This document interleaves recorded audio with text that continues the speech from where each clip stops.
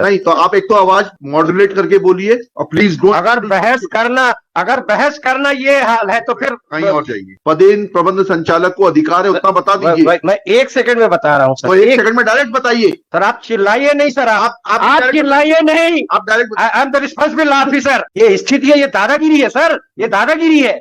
आप भी यही काम किए हैं। ऐसा नहीं है कि मैं आपको नहीं जानता, आप मुझे नहीं जानते। ठीक है, मेरी रिक्वेस्ट लिख के खारिज करिए आप। अगर मैं आपको 1 सेकंड में कुछ उसकी रिलेवेंसी बता रहा हूं तो वो आपको सुनना नहीं है।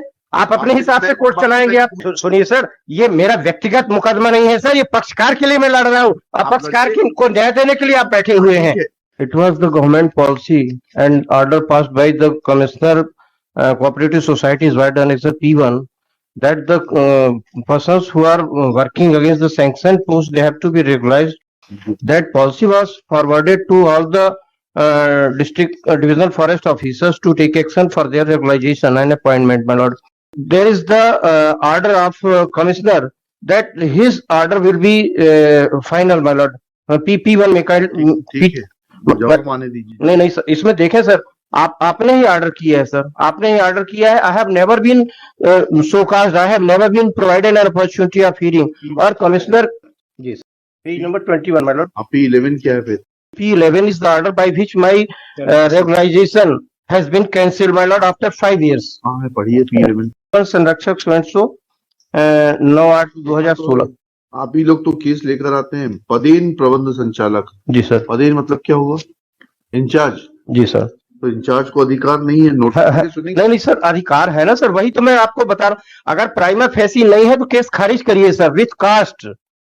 अगर प्राइमा फेसी नहीं है तो my case may kindly be dismissed, मतलब आई हैव नो। बताइए जी सर। सर मतलब हाँ अधिकार है, बताइए जी। वही तो कह रहा हूँ ना सर।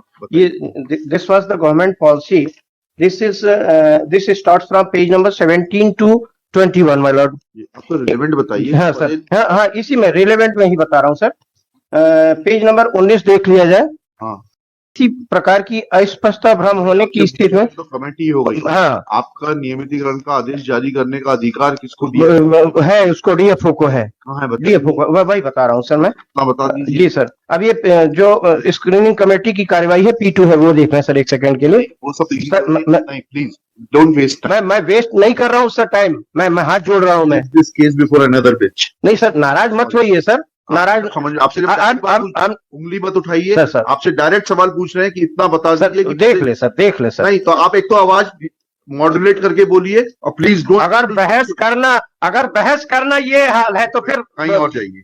चलिए किसी और को जाके सुनाइएगा। आप कुछ डायरेक्ट सवाल पूछ रहे हैं, आप सवाल का उत्तर नहीं देना चाहते। आपसे पूछा कि पदेन प्रबंध संचालक को अधिकार है उतना बता दीजिए। मैं 1 सेकंड में बता रहा हूँ सर। तो 1 सेकंड में डायरेक्ट बताइए सर। आप चिल्लाइए नहीं सर, आप चिल्लाइए नहीं। आप direct. I am the responsible officer. आप चिल्लाइए नहीं। हाँ ठीक है, list this case before some other bench. ये स्थिति है, ये दादागिरी है सर, ये दादागिरी है। आप भी यही काम किए हैं। ऐसा नहीं है कि मैं आपको नहीं जानता, आप मुझे नहीं जानते। ठीक है, कल लगाइए इसको सर, मुझे अर्जेंसी है।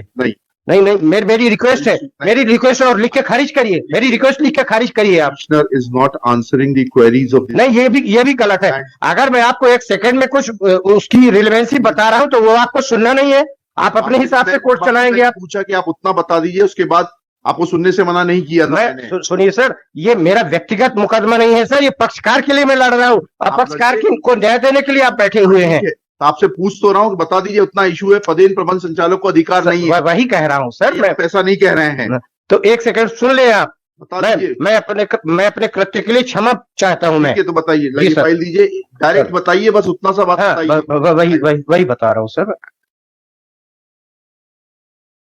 आवाज मत उठाइएगा। नहीं सर, आवाज क्यों उठाऊंगा सर? मैं कोई आपसे बुराई है? मैं ओपन कोर्ट में बोल रहा हूँ सर, आपसे अच्छी कोर्ट कोई नहीं है सर। नहीं हमें नहीं चाहिए कोई सर्टिफिकेट आपसे। I don't need. नहीं, मैं कोई बेईमानी नहीं कर रहा हूँ ना, मैं कभी इस तरह की फर्जी वकालत करता हूं। बताइए सर, पेज नंबर 44 देख लें सर। नंबर 44 जी सर, बस पेज नंबर 44। प्रबंध संचालक के अधिकार और कर्तव्य। ये प्रबंध संचालक डीएफओ होता है सर। हम तो सिर्फ आपसे जो सवाल पूछ रहे हैं उसका उत्तर दे दीजिए।